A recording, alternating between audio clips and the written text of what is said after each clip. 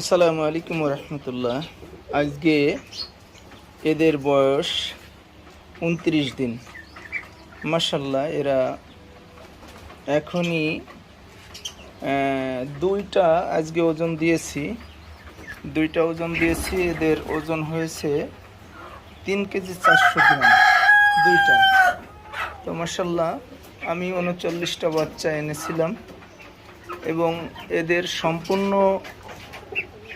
Antibiotic মুক্ত, কোনো ওষুধ দেই নাই।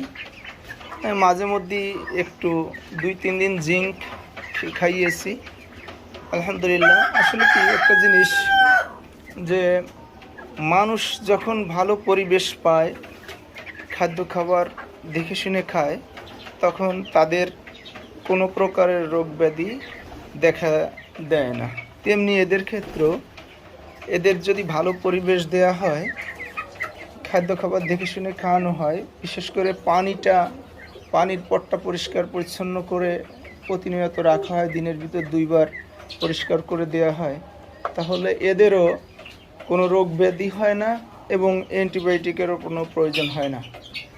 এটাই তার বাস্তব প্রমাণ।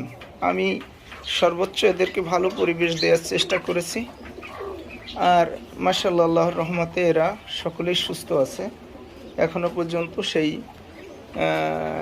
0 থেকে। আর আজকে 29 দিন বয়স এদের। আলহামদুলিল্লাহ, কোনো প্রকারের এদের একটু মাথা ব্যথাও দেখা যায়নি। আর গরমে একটু হাঁপিয়েছে, তো আমি সবসময় ফ্যানটাকে রেখে দিছি আর কি ওদের পাশে।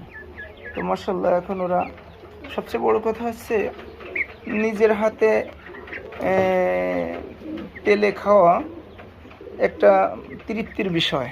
আর আমার কোনো প্রকারের মনে খারাপ কোনো চিন্তা আসবে না যে এখানে অ্যান্টিবায়োটিক খেয়েছে কিনা, এদেরকে আসলে গ্রোথ হরমোন খাইয়েছে কিনা।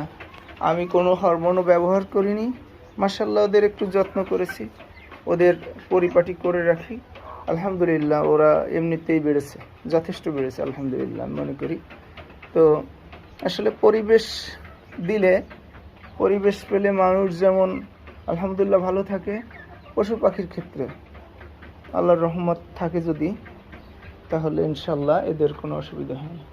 এখানে আমার দেশি মুরগি